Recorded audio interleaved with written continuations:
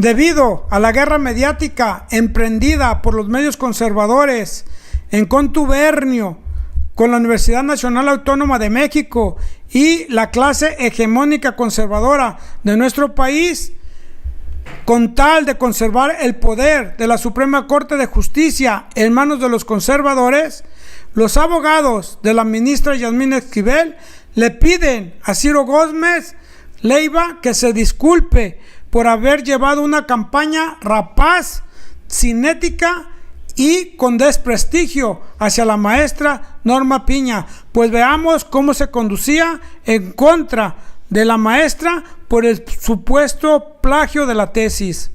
El país de los canallas. Una ministra de la Suprema Corte de Justicia que tiene silenciada vía amparos a la UNAM, recurre a un tribunal no sé qué donde iba a ganar y para decir, y pone a un abogado a decir, ya ganamos, ya ganamos, la tesis sí la hizo la ministra y ya cállense, ya dejen el tema, vámonos a otra cosa. Es definitivo. Recurren a un tribunal, salen a dar una conferencia de prensa, mientras por vía de otro tribunal o de otro juez tienen silenciada a la autoridad, única autoridad que tendría que hablar sobre la fidelidad, sobre el cómo se hizo esa tesis, que es la Universidad Nacional Autónoma de México, que seguramente la Universidad Nacional Autónoma de México, vía su área jurídica, tiene perfectamente revisado el tema, analizado y probablemente tengan ya una conclusión que no pueden difundir porque esa misma señora que hoy, con recursos de quién sabe quién, sale a dar una conferencia de prensa, tiene silenciada a la UNAM. Y hoy consiguen, no le ha de haber costado mucho trabajo, consiguen una sentencia, un fallo, no sé cuál es el término preciso, Germán, para decir, nosotros no copiamos en el examen, Espero que no me denuncien por violencia de género, por haber hecho un comentario así. Es el país de la canalla, Germán, es el país de la canalla. Y la universidad, que no hable la universidad porque nosotros, la gente de la ministra Yasmín Esquivel, tenemos silenciada a la UNAM, que debe tener ya una resolución, que no debe ser la que le regaló el Poder Judicial de la Ciudad de México, a la ministra Yasmín Esquivel. Y yo ya me voy. Pues ¿usted qué opina, querida familia, en este caso? ¿Es realmente misógino esta persona? ¿Está hablando, difamando a la ministra Yasmín Esquivel? ¿No quería que se defendiera Yasmín Esquivel, que acudiera a tribunales? ¿Quería que se quedara callada, que fuera estoica, como están acostumbrados a hacer pedazos los medios de comunicación y la clase conservadora a quien está en contra de ellos, a quien no concuerda con su forma de pensar? ¿Por qué no actúan de esta misma manera? Según él, si es tan luchador, si es tan buscador de la verdad, ¿por qué no cuestiona así, por ejemplo, a los abogados, a los jueces, a los ministros que liberaron, los recursos de Cárdenas Palomino, de la esposa de Genaro García Luna? ¿Por qué no pide que se transparente, que se diga cuáles fueron los motivos, cuáles fueron los agravantes, cuál fue el estudio que se hizo para llegar a la liberación de estos recursos junto con los ministros de la Suprema Corte de Justicia? ¿Por qué se agarran de un caso que tiene más de 30 años? Imagínense en el caso de indefensión en que estamos todos los profesionistas que hayamos egresado de alguna universidad y que nuestro título lo esté validando la Universidad Nacional Autónoma de México. Después de 30 años, cuando sabemos que los casos prescriben, ¿por qué aquí tanta ilegalidad? ¿Y por qué por el afán de conservar el poder en un, Suprema Corte de Justicia a favor de la corrupción? ¿Por qué no vale nada? No vale el tiempo. Ellos deciden a quiénes hacerles, este tipo de procesos, desde que por la tesis. ¿Por qué no se lo hacen a todos los ministros para que estén igual? ¿Por qué no se estudia a todos los ministros cuando son casos que ya prescribieron? O sea, es una total aberración lo que están haciendo. Y veamos qué es lo que le dice el abogado Everardo Morales a Ciro Gómez Leiva en ahí en su canal. A ver, recibí desde ayer y esta mañana también una opinión de una persona por mí muy querida y muy respetada, que es el abogado Everardo Moreno, amigo, compañero, además colaborador de este programa, muy crítico respecto a lo que ha sido mi opinión no desde ayer, desde diciembre, sobre el caso de la ministra Yasmín Esquivel. Lo sintetizo en un minuto y escuchamos el punto de vista amplio de Everardo. Desde que se conoció el asunto del plagio, del supuesto plagio de la tesis, yo consideré que este era esencialmente un asunto de ética de servicio público. Más allá de si ya había prescrito los tiempos, los plazos, de qué institución tenía la facultad de sancionar los hechos, yo dije, este es un asunto de ética pública. Lo dije hace 6 meses, lo sostengo hoy. Es un asunto de ética pública, de una servidora pública de altísimo nivel, ministra de la Suprema Corte de Justicia. Punto número 1, es un asunto de ética del servicio público, no de a ver quién gana un juicio en un juzgado. 2, es mi opinión y puedo estar totalmente equivocado. 2, siendo un caso académico, un caso de la UNAM, finalmente es una tesis, la tesis se presentó bien o por ahí parece que hay evidencias de que hubo un plagio, quien tendría que resolver este asunto tendría que ser la institución, la UNAM, dar la explicación final, no la sanción, porque probablemente si entramos al terreno jurídico, la UNAM no tiene hoy las facultades para sancionar el asunto, pero sí para dar la explicación final, para decirnos qué fue lo que ocurrió. Ese es mi segundo punto. Si era un asunto académico, que lo resuelvan los académicos.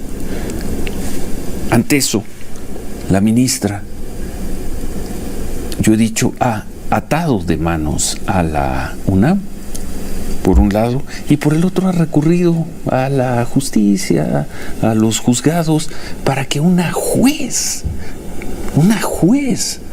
diga que ella es la autora de la tesis. Ese es mi punto, ese es mi planteamiento. Tú has sido muy crítico en lo privado, Everardo. Me gustaría escuchar tu punto de vista ahora aquí con nosotros públicamente, con el respeto y con el aprecio de siempre. Te escuchamos sin interrumpir, Everardo Moreno. Buen día.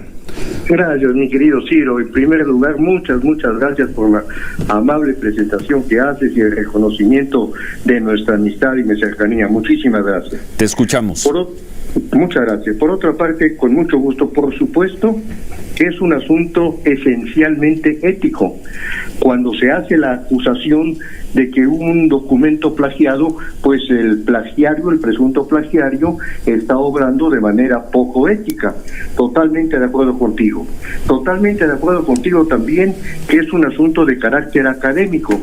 Pero he de decirte que si en el momento en el que la universidad, mi amada universidad en la que llevo más de 50 años de ser profesor, no ha tomado en cuenta las pruebas que se han ofrecido y quiere emitir una resolución sin valorar las pruebas, entonces debe de buscarse el que la universidad pueda considerar esas pruebas. Y por eso hubo de haberse acudido a un juzgado. Ahora bien, entendamos que el juzgado no determinó otra cosa que resolver una demanda presentada en contra de quien realmente plagió la tesis y que la tesis no fue plagiada por la ministra. En este orden de ideas se está opinando sin conocer ni la sentencia ni las pruebas que se aportaron, y la universidad está procediendo en su comité de ética sin valorar las pruebas, porque no le han aceptado las pruebas. Se quiere estar sentenciando sin conocer las evidencias. Se quiere estar sentenciando sin conocer las pruebas que se han dado. Y yo entiendo que por las circunstancias políticas que se están viviendo y que en un momento determinado, y yo soy el primero en censurar los ataques que se le hacen a la Suprema Corte de Justicia y que de alguna manera están siendo o fueron auspiciados o propiciados o vistos por simpatía por el Poder Ejecutivo, pues entonces a una ministra nombrada por ese Poder Ejecutivo se le ha cargado la mano, dicho coloquialmente, con este tema. Pero el problema resuelto por un juzgado es que no hay un plagio, y los que opinan que sí lo hay no conocen ni la sentencia ni las pruebas. Bueno, tú das por sentado que el Comité de Ética de la UNAM no ha valorado las pruebas. Tú das por totalmente, sentado, amigo, totalmente, no las ha recibido. ¿Sí? No las ha recibido. ¿A partir de qué información afirmas eso, Everardo? Bueno, yo me atrevo a decirlo con todo el respeto. Esto lo platiqué personalmente con el señor rector desde el mes de enero, cuando estaba yo entregando el tribunal universitario del que era presidente, y le dije al señor rector que no se habían valorado las pruebas, que se consideraran las pruebas, y fue cuando salió, pocos minutos después de que yo estuve con él, la resolución de que efectivamente había un plagio, pero sin haberse valorado las pruebas. Entonces, por eso es que con pleno conocimiento de causa estoy diciendo lo que dije. Eso fue en enero, Everardo, ha pasado mucho tiempo desde entonces. Y desde entonces no se le han aceptado pruebas. ¿Seguro no se le han aceptado las pruebas? Absolutamente. Bueno, pues es tu opinión, la queríamos escuchar. Nada más una diferencia, dice, se le ha cargado la mano a la ministra. Sí. Pues se le ha cargado desde los medios de información, desde algunos personajes públicos. El poder no la ha tocado, pero ni con una mención. El Poder Ejecutivo y los ministros de la Corte no han dicho una palabra. Se le ha cargado la mano, a lo mejor en este programa, en unas caricaturas, en algunos artículos, pues pero el poder no ha movido un dedo en contra de la ministra Yasmín Esquivel. Sí hagamos ese discernimiento, Everardo. Sí, de acuerdo. Ahora, respecto de lo que tú dices, que los ministros no han dicho nada, no, amigo, porque entendamos que los ministros son los jueces de mayor jerarquía y no van a opinar ellos de asuntos de carácter judicial, porque ellos no tienen por qué estar litigando en los medios. También. Ellos, los ministros, conocen de la constitucionalidad y de los asuntos que les llegan a ese tribunal. No van a estar opinando de todos los temas, ni tampoco de los asuntos en los que estén mencionados los integrantes del propio tribunal. Es un caso que ha tocado la honorabilidad de la Corte, Everardo, durante 6 meses.